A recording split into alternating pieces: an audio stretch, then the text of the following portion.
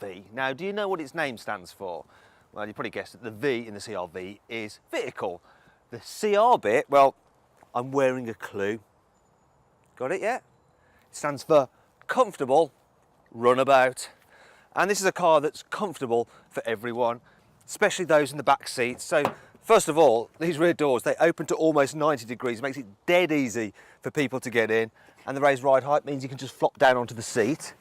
Now, if I move across, now you can see I've got loads of knee room. I can stretch out in the back of this car.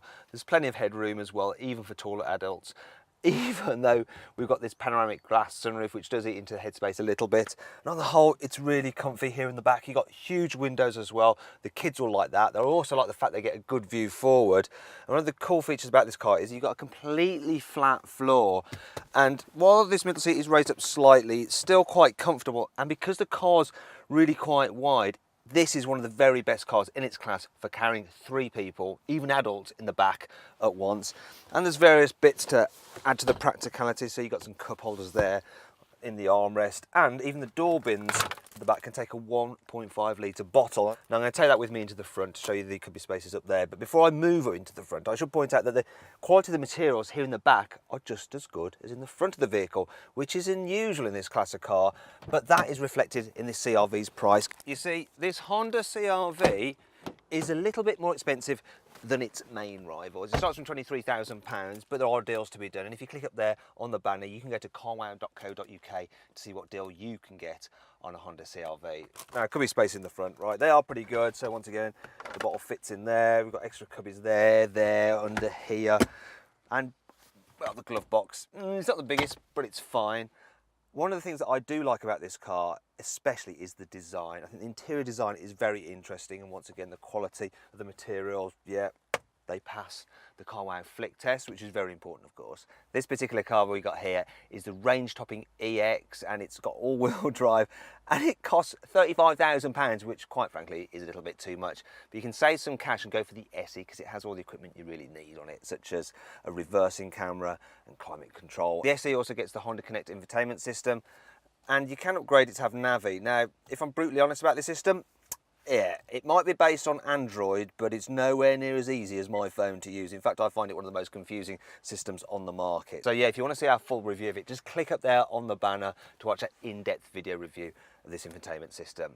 Now, you don't buy this car anyway for its infotainment system. You buy it for its practicality, and I cannot complain because this Honda CR-V, it has one of the very biggest boots in this class. This one's got the annoying automated tailgate, so if you just bear with us for a moment. Right, we can carry on with the review now. I'll just get this load cover out of the way so you can see what's going on. I mean, look at that space there. It's absolutely massive. The only detraction is a very small load lip there, but other than that, it's really usable. You've got some netting there, which is handy. Tethering points, your 12-volt socket. If you look under here, some more space and a space saver spare wheel. I also like this feature. You want to store this parcel shelf in the car. There's a little place for it so it doesn't roll around in there. But this is the best bit. Watch this, to fold down the seats, you can do it from here, and it's all fully automated.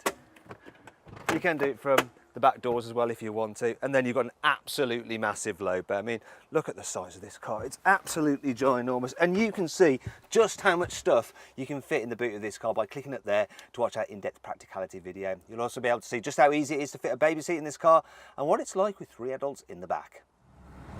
Overall, the CR-V is very practical, but how does it feel to drive?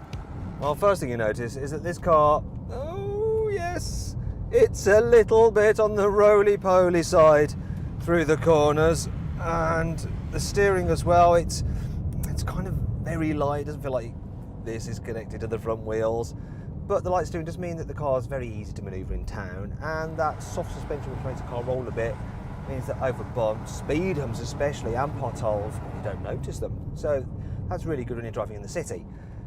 Another thing about this car is that, well, it's on the whole pretty quiet to travelling at speed. It's very comfy, the seats are nice. The only thing you do get is a bit of wind whistle whipped up by those massive, massive door mirrors. Now, if you're going to go for a CR-V, I suggest you avoid the petrol engine because it's just a bit too noisy when you rev it. Don't get the low powered diesel, it's only 120 horsepower and it's just a bit too slow for this big car. This is the 160 horsepower version and it's got enough punch. It's actually a pretty good engine. This engine works really well with the optional 9-speed automatic gearbox, which is very nice to use. It's quick to respond and very smooth. And look, it even gets paddles, which, yeah, you can use to change gear, but you'll never, ever, ever actually use.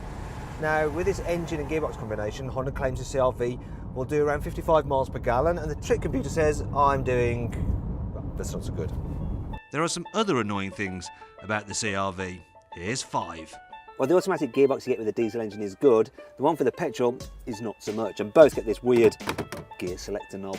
If you opt for the very largest wheel sizes, they do reduce the ride comfort somewhat. The button to activate cruise control is called Main. Of course it is. Well, the CR-V safety is generally very good. You only get auto emergency braking on the very top trim level. Anyway, you don't want that to put you off this car, as it has plenty of cool features.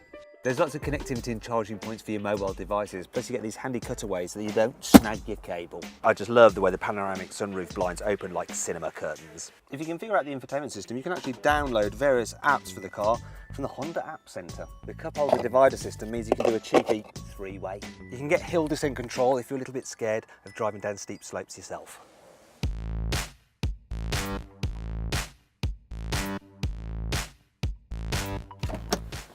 So then, overall, what do I think of the Honda CR-V? Well, its infotainment system is a bit of a pig to use, and the engine choice is limited, but the car is very comfy and super practical. Now, if you click up there, you can get more information and find out the best deal you can get on a Honda CR-V at carwow.co.uk. Thanks for watching.